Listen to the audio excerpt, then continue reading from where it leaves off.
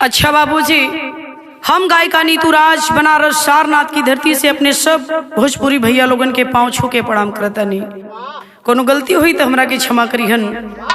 एक बिरहा आप लोगन के बीच में भेजतानी जवन कहानी इस समय सोशल मीडिया पर चर्चा का विषय बनल बा।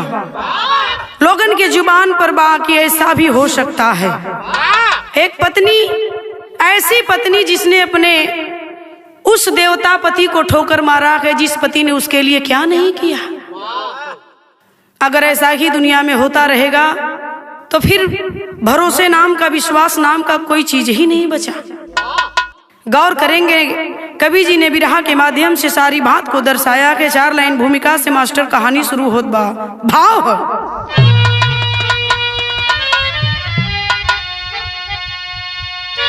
कोई कैसे किसी पे भरोसा करे, अब भरोसे के लायक जमाना नहीं। खुश रहे हम सफर में संसार में, सब सहन कर लिया हार माना नहीं। गम हजारों उठाकर पढ़ाया जिसे, है उसे ना तनिक लाज कर दी नदानी। घृणा ऐसे पत्नी से सबको सियारा, चर्चा में है एसडीएम की कहानी।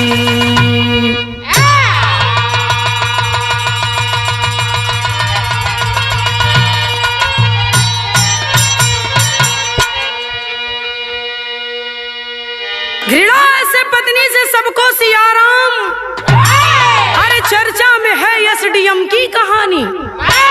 बार एसडीएम साहिबा, आपने तो इतना बड़ा अपराध कर दिया कि आपके इस कारदानी से सब महिलाओं पर से पति का विश्वास उठ गया है। बिरहा में एक लाइन गजल लगत है मास्टर, कवन गजल बा?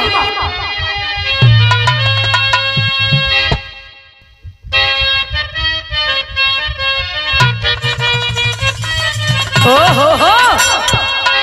अरे आंख से छलका आंसू, वाह, अरे आंख से छलका आंसू और जा टपका सरहाब में।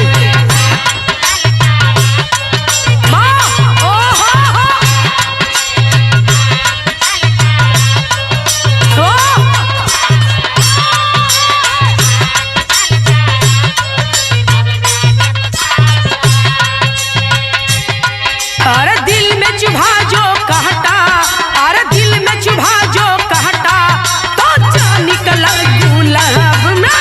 आँख से छलका आंसू और जा टपका शराब में।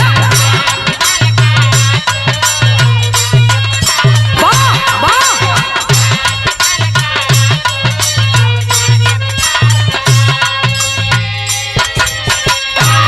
ये तो बिरहा का गजल है मास्टर, लेकिन बड़ी सुंदर बात कवि जी बिरहा के कहानी में 2 लाइन भाव में दर्शावत हुआ। क्या होता है पति पत्नी का रिश्ता? बड़ी अनमोल लाइन है, कई लाख रुपया की बात लिखल गई। का लिखल गई?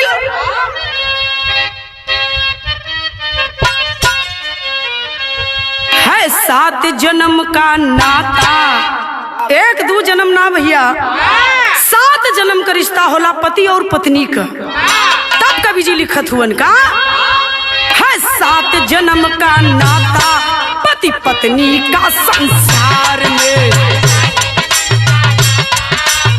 पत्नी का संसार में।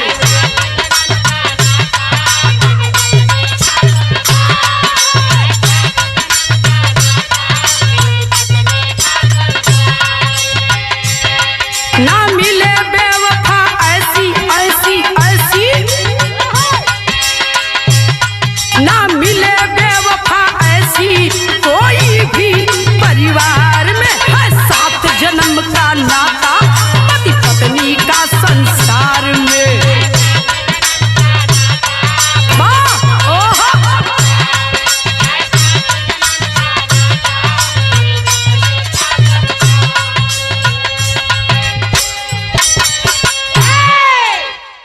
पति पत्नी का रिश्ता 7 जन्म का होता है, लेकिन ऐसी पत्नी मिल जाए तो शायद 1 जन्म पूरा होना बाबूजी नामुमकिन है।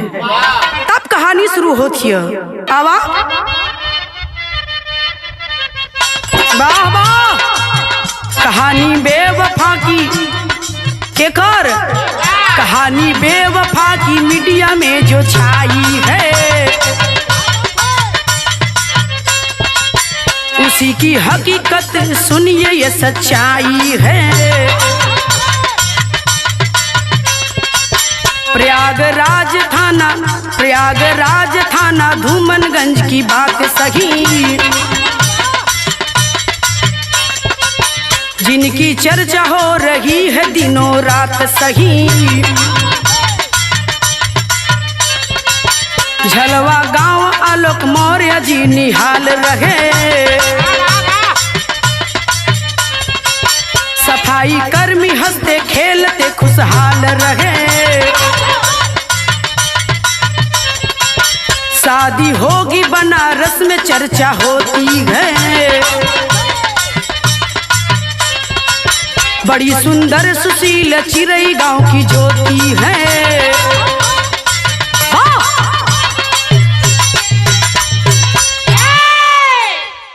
इस समय कहानी मीडिया में, सोशल मीडिया पर, पेपर पत्रिका के माध्यम से लोगों के जुबान पर है। शहर हो गांव हो, सारे लोग जहां बैठ रहे चट्टी चौराहे पर वैसे ही एक ही बात सबके जुबान पर है।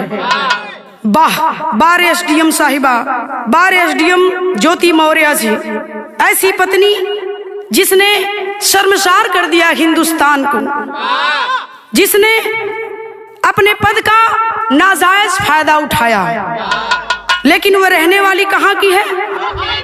गौर करेंगे, यही बनारस का चिरई गांव ब्लॉक और चिरई गांव ब्लॉक के अंतर्गत जौना गांव के नाम चिरई गांव, रहे वाली ज्योति मौर्य, जिसकी शादी हो जाती है प्रयागराज, जो पहले इलाहाबाद था आज प्रयागराज है। प्रयागराज थाना धूमनगंज के रहे वाला झलवा गांव के आलोक मौर्य जी से शादी हो जाती है। आलोक मौर्य सफाई कर्मी में, जैसे ही सफाई कर्मी में भइला तिलकहरू दुआरे दौड़े लगला। अच्छा, तिलकहरुन के भी का करबा, जब ले लड़का कोनो नौकरी ना पावत हराज, तब ले एको आदमी झांके के तैयार ना हो। आज जैसे ही कोनो पद पौला छोट चाहे बड़, तैसे ही तिलकहरू लगिए खाचे कुल छोड़त आए गिला बनारस में। अभी चिरई गांव में रहे वाली ज्योति मौर्य पसंद आ गई, रिश्ता तय हो गल। बनारस में ही शादी हुई। बारात सज के प्रयागराज से चली चिरई गांव खातिर। आलोक मौर्य का शादी तय हो गई कैसे? ज्योति मौर्य से। बिरहा में बड़ा सुंदर एक लाइन गीत लगल मास्टर, कवन गीत बा?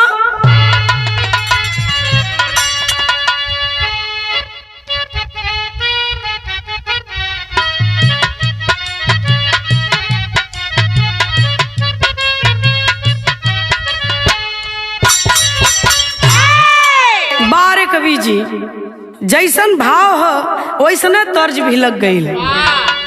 तर्ज का है, हमन का माता बहिन घर गांव में गावेली। बारात जब दरवाजे पर आ जाले भीम, तब माई बहिन हमन का गावेली दुल्हा के परछत का गावेली?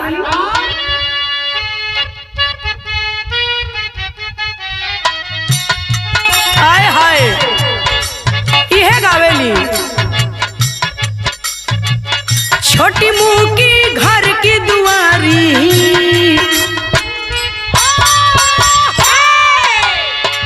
छोटी मुँह की घर की दुआरी, लमहर दामाद हो, तनिका सा निहुराय पाहुनी, तनिका सा निहुराय पाहुनी, पर छबली लार हो, तनिका सा निहुराय पाहुनी।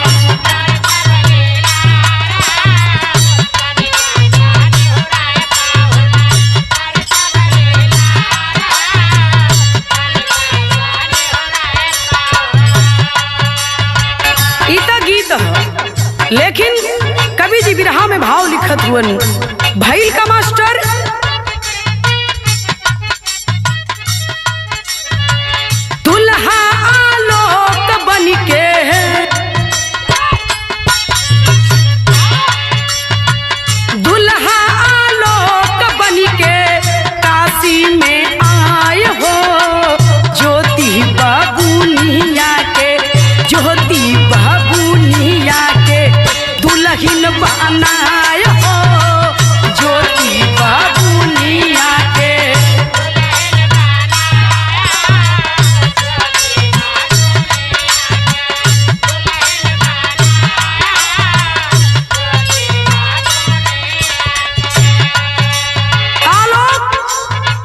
दुल्हा बन के प्रयागराज से चलल हुआ ज्योति मौर्य के दुल्हन बनावे बदे। भइल का दुल्हन बना के लिए अइलन, शादी हो गई, दुल्हन बना के लेके अइलन जब घरे 10 दिन 5 दिन 15 दिन 1 महीना के दिन बीतल है। दुल्हन कुछ फरमाइश कह देलिस। का फरमाइश कैले है? वाह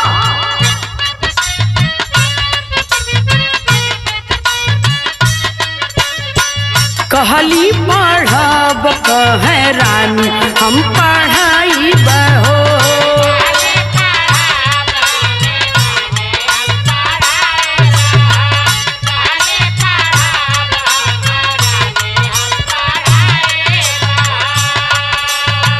तोरे खातिर सब कुछ आपन हम लुटाई बहो।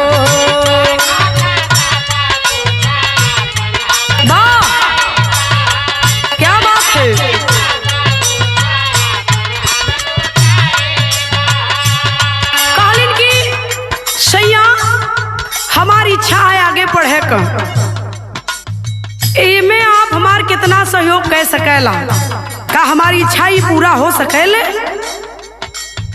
धन्यवाद है उस आलोक बाबू को जिसने कहा कि रानी तुम्हारी यही इच्छा कि पढ़ल चाहत हो ना, तो चला तू जितना पढ़बू, जहाँ तक पढ़बू, जवन बनल चाहत हूँ वहां तक पढ़ाई वो बनाई। अगर जरूरत पड़ जाई, पैसा हमार कम हो जाई ना रही तो खेती बाड़ी बेच के पढ़ाई, लेकिन तो के पढ़ाई तब पढ़ाई। हाय हाय हाय कैलन का दुल्हन के कोचिंग इलाहाबाद में कराए हो। दुल्हन के कोचिंग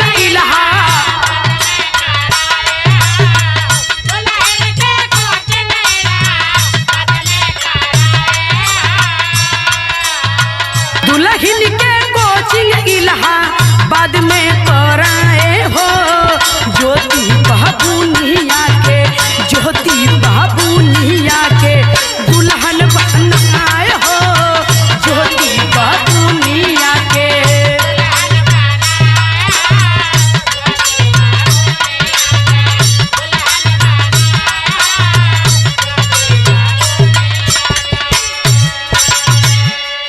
कलन की चिंता मत करा, तुम्हारी है इच्छा है ना कि पढ़ल चाहत हूँ तो जहाँ तक पढ़बू वहां तक तुके पढ़ाई, सारा जिम्मा हम सारा खर्च उठाई, जिम्मेदारी ले लेना। कोचिंग लगा देना इलाहाबाद में। लगली ज्योति मौर्य पढ़े। बिरहा में बड़ी बेजोड़ एक लाइन गीत लगल मास्टर। कौन गीत बा?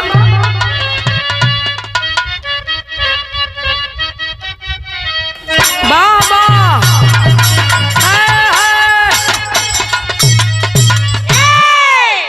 गौर करेंगे तर्ज बा कोनो जिम्मेदार मेहरारू अपनी मर्दे के कहत बे बाजारे जात हुआ तो बाजारे जात हुआ तो तनी कुछ गिरस्ती का सामान ले ले यहाँ, और ओकरे साथ साथ हमार भी कुछ सामान है।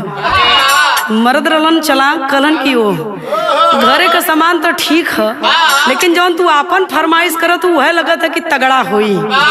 दुल्हनिया कलश की जायदा हरदम मजाक करेला कहत हिया, बड़ा समझदार रहलन।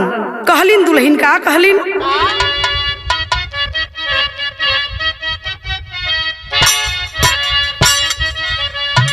यह कहत रे सूप कठवतिया चलनिया ये बहाल सूप कठवतिया।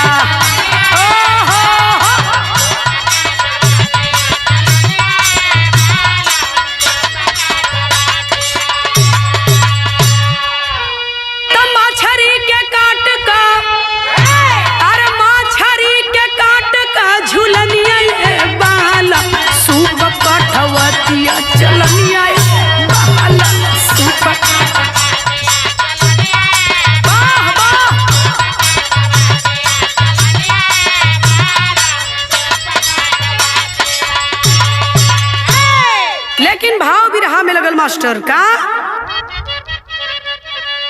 अरे 2015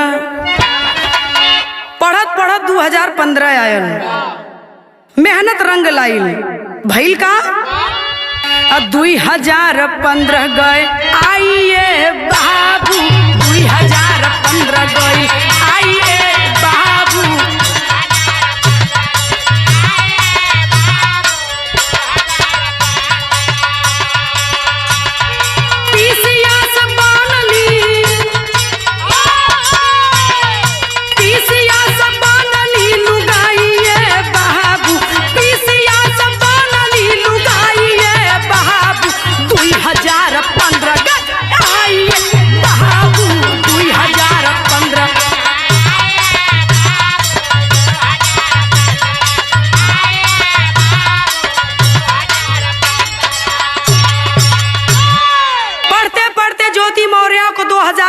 आ गया, गौर करेंगे 2015 आयल, पीसीएस का परीक्षा दहली और जब पीसीएस का परीक्षा दहली तो पास हो गई।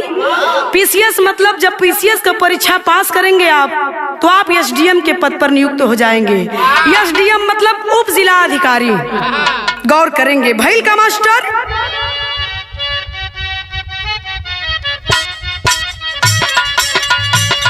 नौकरी तब पाई गईली, बैठ गईल गोटी।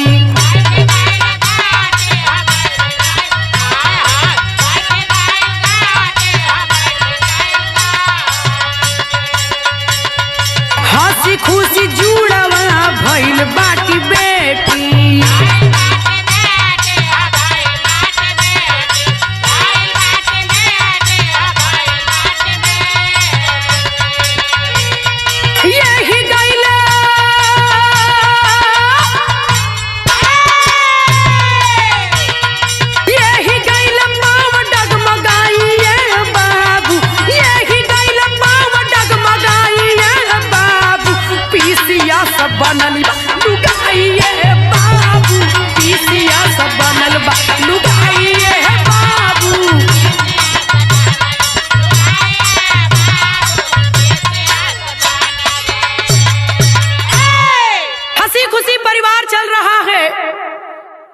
ज्योति मौर्य एसडीएम बन जाती हैं और यही दौरान दूसरी खुशी आ गई बाबूजी।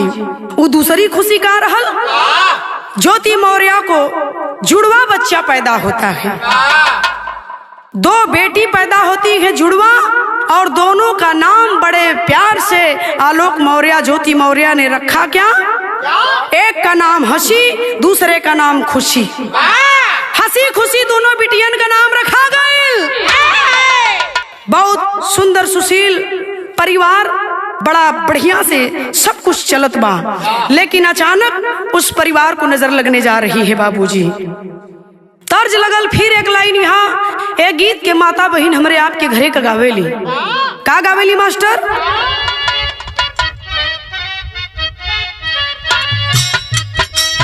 हाय हाय हाय,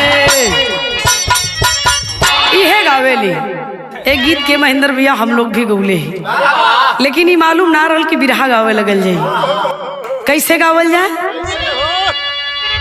झझरे माड़ौआ जनी वही हाय बाबा हो, झझरे माड़ौआ जनी वही हाय बाबा हो, लगना सूरज हवा के घाम हो।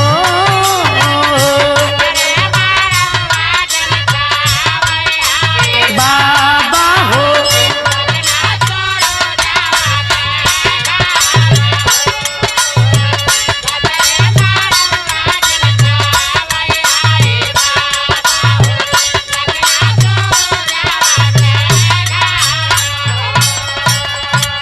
वही में एक लाइन और है।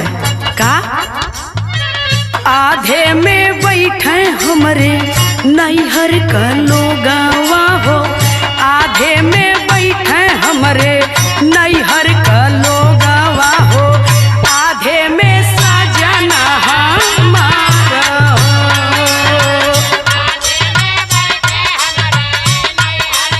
क्या बात है?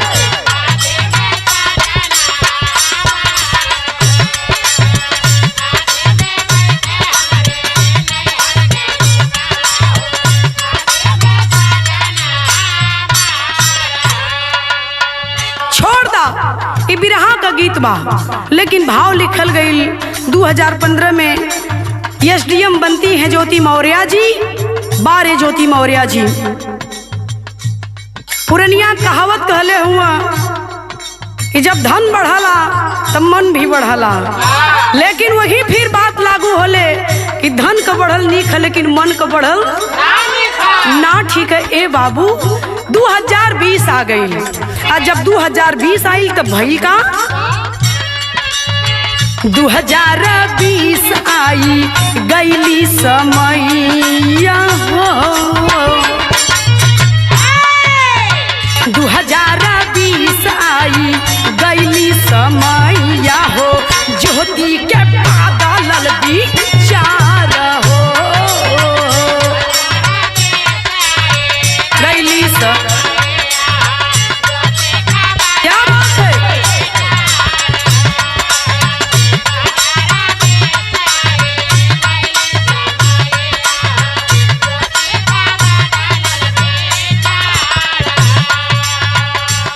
अचानक 2020 में ज्योति का इरादा बदल गया, नीयत खराब हो गई।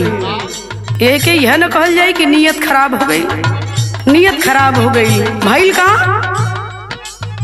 फेसबुक पे दोस्ती निसजी से कोई हो, धीरे धीरे चाही न जावन है कोई।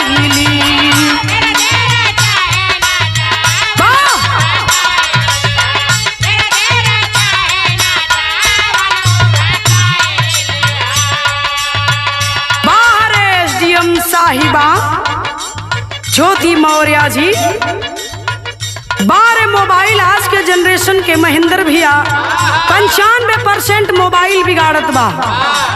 कबो कबो तो ऐसा मैसेज आई मोबाइल पे, खाना खैले रहबा तो मालूम पड़ी कि उल्टी हो जाई।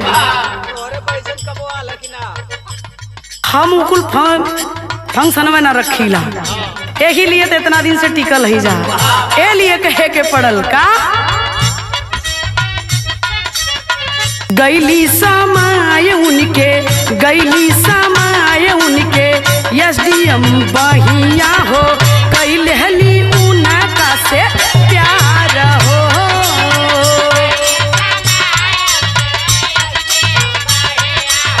कैलहली उनका से प्यार हो।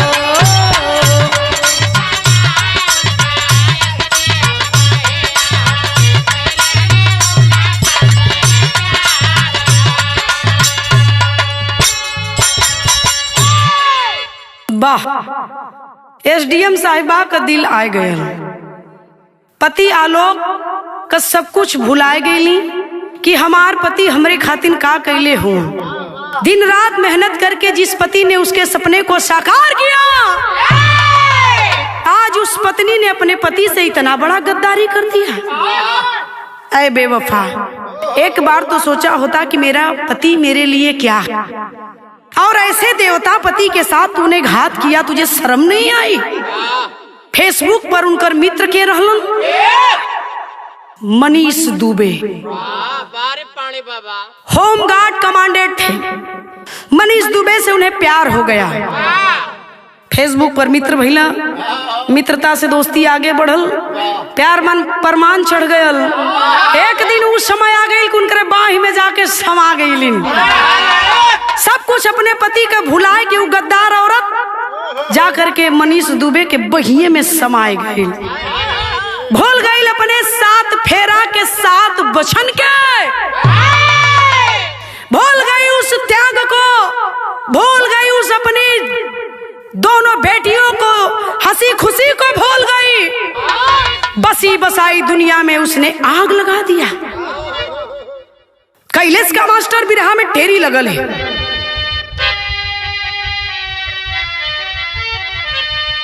अरे साजन से मुखड़ा मोड़ी सजनी, अरे भैया साजन से मुखड़ा मोड़ी सजनी, पति के प्यार को भूली हंसी खुशी को छोड़ी, अरे हो छोड़ी, अरे हो छोड़ी। साजन से मुखड़ा मोड़ी सजनी, पति के त्याग को भूली हंसी खुशी को छोड़ी। भूल गई लो अपने पति के त्याग के, भूल गई अपने दोनों बिटियन के, कुछ भूल करके मनीष से प्यार कर बैठी है और बेइंतहा मोहब्बत कर बैठी है।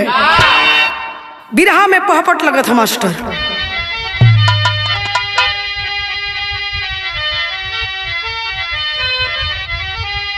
तो मनीष पे गईली, अरे मनीष पे गईली आपन तन मन हारी ज्योति मौर्य हो। अरे आलोक घर पर रहल बिटिया प्यारी ज्योति मौर्य हो। क्या बात है? तो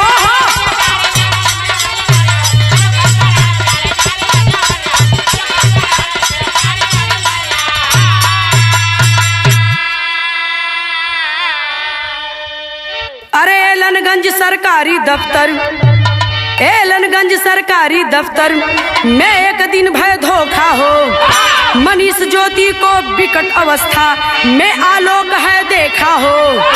बोल पड़ा क्यों करती हो अरे गद्दारी ज्योति मौर्य हो।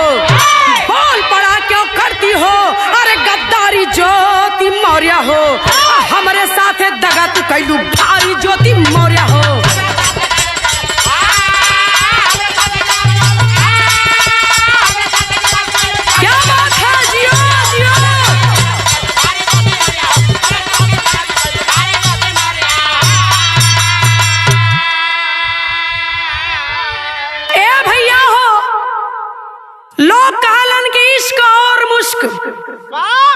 केतनो छिपाई छिपी नाघी महेंद्र भैया लाख करे चतुराई।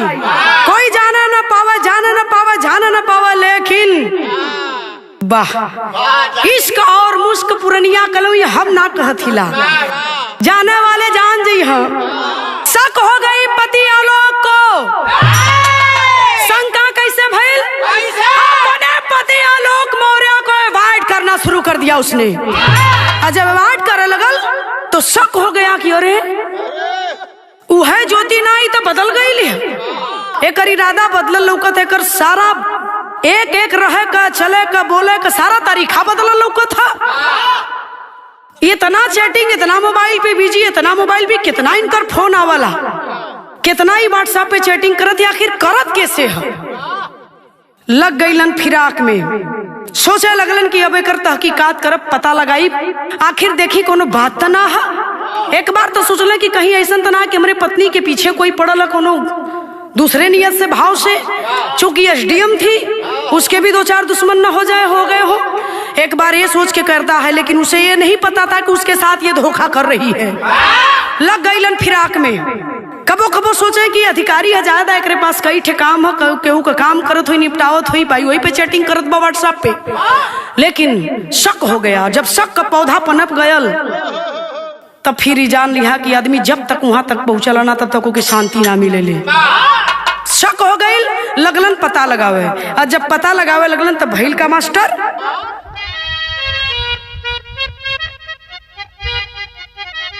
गौर करेंगे। जब शक हो गया तो व्हाट्सएप डिटेल निकलवावे लगलन। एक बार, दो बार, तीन बार देखत देखत परेशान हुईलन कि अब ना पूछब डायरेक्ट तबो, लेकिन दिमाग लगा दहलन। व्हाट्सएप का डिटेल निकलवलन। में सबसे ज्यादा 95% मनीष दुबे से बात भइल सबसे ज्यादा, और उन्हीं से सबसे ज्यादा व्हाट्सएप पर चैटिंग भइल। और वो कोनो बड़ी सुंदर सुंदर बात ना, ऐसन ऐसन बात रहे, जानू मानू सानू, खाली फिल्म चलल हो, तेरे बिना मर जाऊंगी मैं। तो वहां से वो कहे कि हम हूं तोहरे बिना मर जाऊं। चूंकि प्यार में यह होबा करला, मिलबू तो ठीक, ना मिलबू तब तो मर जाए। लेकिन हम कहिला, हम का कहिला, सटा तो सटाला, ना सटा तो हटाएला। ए भैया यार सारा साबुत जुटा लेते हैं, और सब कुछ साबुत जब अपने हाथ में ले लहलन। एक दिन एलनगंज सरकारी दफ्तर में गईलन। शंका तो रहबे कईल, वही शंकवा के मिटावे बदे बाबूजी आलोक मौर्य जब पहुंचलन, देखत का हुआ, ज्योति आलोक मौर्य की पत्नी एसडीएम साहिबा, एसडीएम साहिबा मनीष दुबे के साथ एसडीएम साहिबा एक ही बिस्तर पर दोनों मिलते हैं। मनीष दुबे के बाई में समाइल है ज्योति मौर्य एसडीएम जी। देखा गए पति, और वो पति देखा गए जिस पति ने अपने पत्नी के लिए इतना बड़ा त्याग किया, पढ़ाया लिखाया, उसे एसडीएम बनाया, सफाई कर्मी के पद पर रहते हुए आज उसने अपने पत्नी के लिए इतना बड़ा किया त्याग कि मेरी पत्नी जो करना चाहती है, जितना पढ़ना चाहती है उतना पढ़ा लिखा करके उसे उस पद पर तैनात किया। और जब मेहनत रंग लाती है तो उसी पत्नी ने अपने पति को धोखा दे करके मनीष दुबे से प्यार कर बैठी है।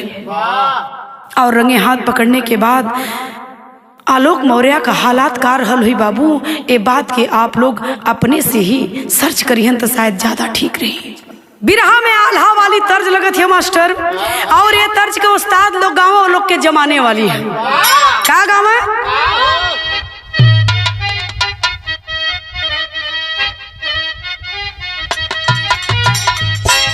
गौर करिए हमारे बिरहा सुने वाले लोग, ये आल्हा में सवाल जवाब रहे। क्या रहे?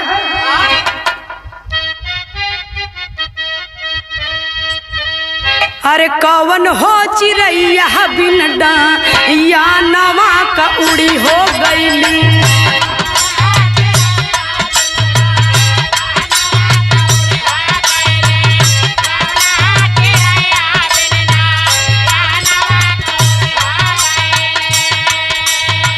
कौनी हो ना दिया झूरन बढ़िया।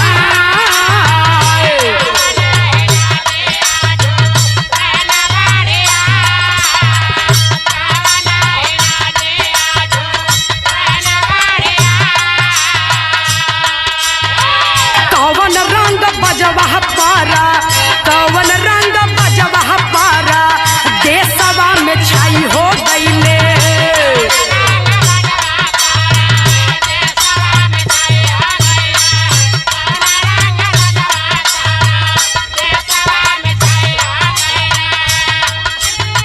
कवन हो तिरिया से जी या पे कुम्हिला।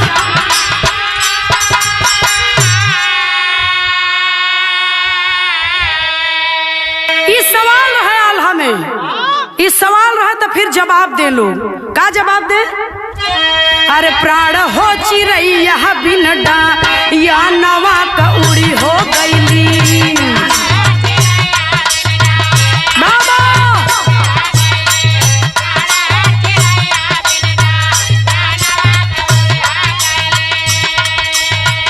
अरे नया ना हो न दिया झूरन बढ़िया।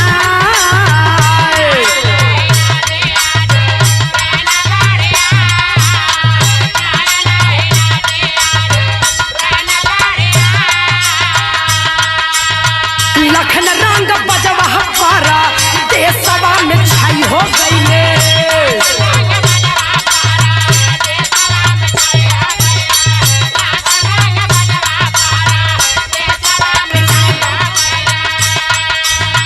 उर्मिला तिरिया से जिया पे कुम्हिला।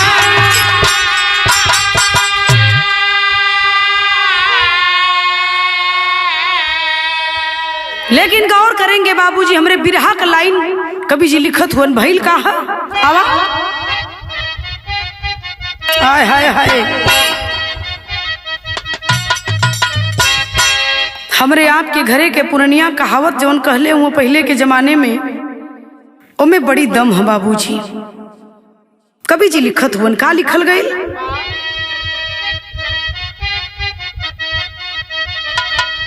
अरे मारेला बरियरा, अरे मारेला बरियरा अवरी रोवहू न देला है बाबू। रोवहू न देला है बाबू।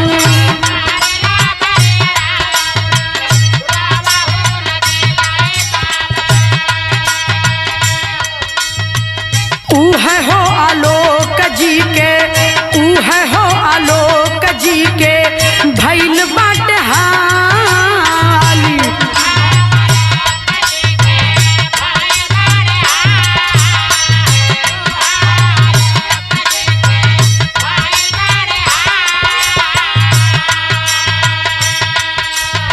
पुरनिया कले हुआ बड़का माराला और माराला तो रोए भी ना देला। आज वही आलोक मौर्य रो रहा है अपनी पत्नी को देखकर इस हरकत पर। सोचा था कि का भगवान कहाँ हमसे कवन भूल हो गई, कहाँ कमी छोड़ दिली अपने पत्नी के सेवा में, कहाँ हमसे कवन कमी हो गई कि हमार पत्नी हमारे साथ इतना बड़ा धोखा कर गई। रोवत हवन भइल का रोवला या लोक देख के, रोवला या लोक देख के ज्योति का हलतिया पंचो।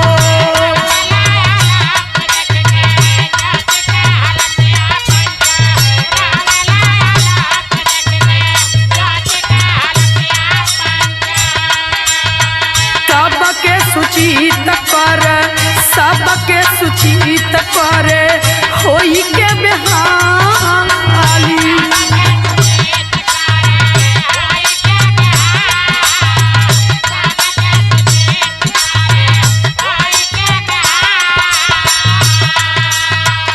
घूम घूम के सबसे दुहाई देत हुआ, सबसे निवेदन करत हुआ कागजवा लेके का कैलन मास्टर। व्हाट्सएप चैटिंग का लिस्ट निकलवावल है बाबू।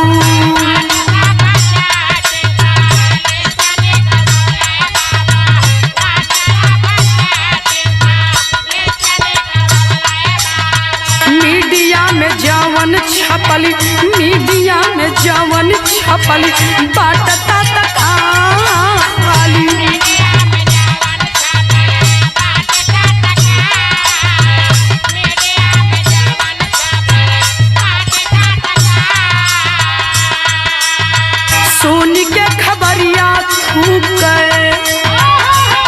आज पूरा समाज के चाहे नर हो चाहे नारी सारे लोग एसडीएम ज्योति मौर्य की इस करनी पर थूक रहे हैं। अरे बेवफा, तेरा पति तो देवता है रे, और अपने देवता जैसे पति को तूने इतना बड़ा धोखा दे दिया। सारे समाज के लोग थूक रहे हैं आज एसडीएम साहिबा ज्योति मौर्य पर। बाहर एसडीएम साहिबा जी हुआ क्या? सुन के खबरिया थूके गांव घर देशवा बाप।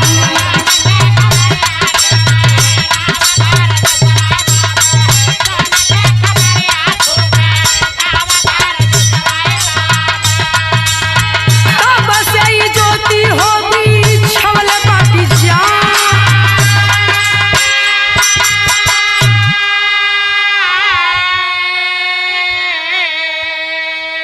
आज पूरा देश हिंदुस्तान की इस नारी पर थूक रहा है। गांव समाज का लोग थूकत हवन। वाह वाह रे ज्योति मौर्य, तूने इतना बड़ा धोखा अपने पति को दिया। अगर तू मायके से पढ़ लिख करके आई होती, एसडीएम पद पर रही होती और पति तेरे लिए कुछ नहीं करता, तब तू शायद ऐसी बात कहती तो शायद एक बार वह पति तुझे माफ भी कर देता। लेकिन तेरी सारी इच्छाओं को उसने पूरा किया। अपने को दिन रात मेहनत करके कैसे कैसे वो आलोक मौर्य तो के पढ़ा लिखा के कितना त्याग कितना बलिदान से तो के पढ़ा लिखा के एसडीएम बनौलन।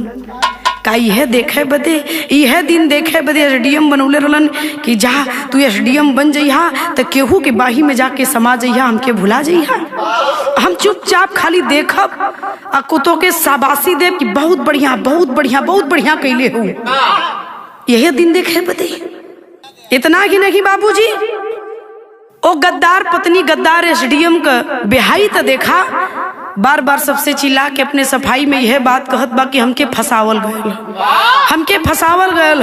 मुझे जब मेरी शादी होने लगी तो मुझे बताया गया कि लड़का ग्राम पंचायत अधिकारी है, ग्राम पंचायत अधिकारी से तेरी शादी हो गई। अरे गद्दार औरत, तुझे ये नहीं पता है ग्राम पंचायत अधिकारी में और सफाई कर्मी में कितना अंतर है। कहाँ ग्राम पंचायत अधिकारी और कहाँ सफाई कर्मी। दुल्हन बनकर के तू आ गई। 2010 में तेरी शादी हुई। मैं बताना चाहती हूँ अपने विरहा सुनने वाले श्रोता भगवान को, गौर करेंगे मेरी बात पर बाबूजी। 2010 में उसकी शादी होती है, 15 में एसडीएम बनती है। 5 साल मेहनत के दुल्हन खातिन 15 में एसडीएम भइली। एसडीएम बनने के बाद 2 गो बिटिया पैदा भइलिन, जुड़वा हंसी और खुशी। तब तक तुझे नहीं पता चला कि तेरा पति सफाई कर्मी है। और एसडीएम बनते ही जब 20-22 में तू रंगे हाथ गिरफ्तार होती है, तब तुझे पता चलता है कि ये सफाई कर्मी है। मेरी शादी ग्राम पंचायत अधिकारी से हुई थी, मैं तलाक दे रही हूँ, इसके साथ नहीं रहूंगी। आज इस बात का खुलासा हुआ, आज तुझे ये बात पता चली। अपनी सफाई में तुझे और कुछ नहीं मिला बचने के लिए, यही झूठ बाकी था बोलना। कहाँ तक बेहाई चली। एक असर का पड़ल है देश वालन के, अपने देश के ओ औरतन पर, ओ आदमीन पर एक असर का पड़ल है बाबू। जो भी पति अपनी पत्नी को पढ़ा रहा था, कोई डॉक्टर बनाना चाहता है, कोई मास्टर बनाना चाहता है, कोई वकील बनाना चाहता है, आज वो पति अपनी पत्नी की पढ़ाई को छुड़वा रहा है कि जब ज्योति मौर्य अपने सफाई कर्मी पति को धोखा दे सकती है, तो क्या भरोसा करूं, तू भी कल बन जाएगी डॉक्टर, मास्टर, वकील, जज, तो तू भी मुझे धोखा देकर चली जाएगी दूसरे के साथ।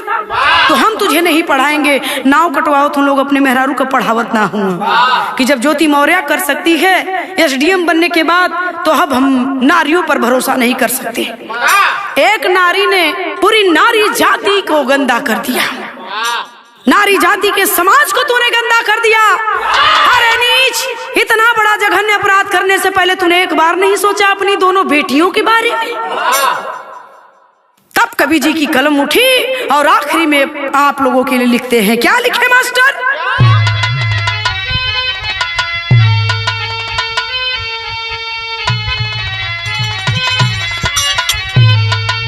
तनिको लाज ना शरम,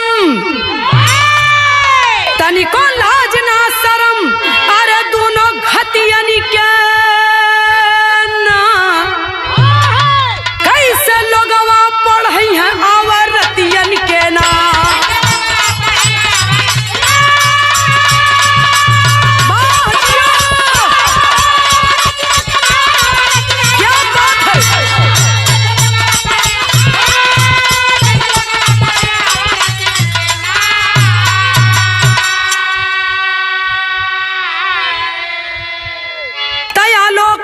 बेटी लेके, अरे आलोक दोनों बेटी लेके, अरे रोज बिल खाए हो, ज्योति तलाक लेवल शाख छट पटाए हो। सोशल मीडिया पे छपत देखा, अरे बतियन के ना कैसे लोगवा पढ़ई है औरतियन के ना।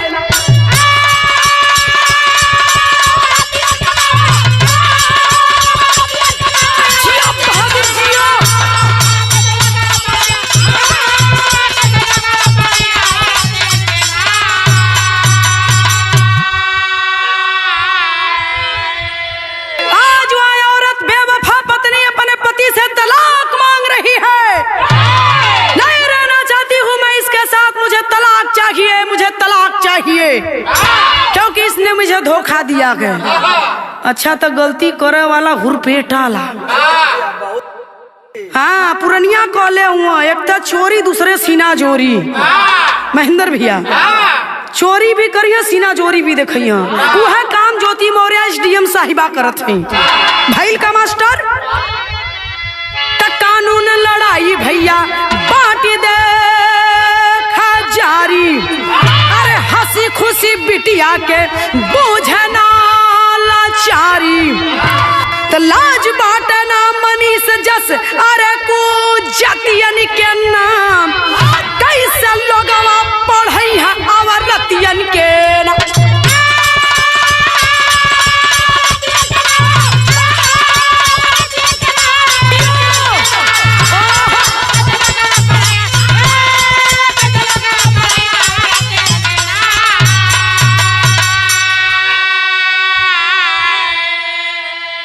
जितना दोषी एसडीएम साहिबा हैं, उतना ही दोषी मनीष दुबे जी हुन।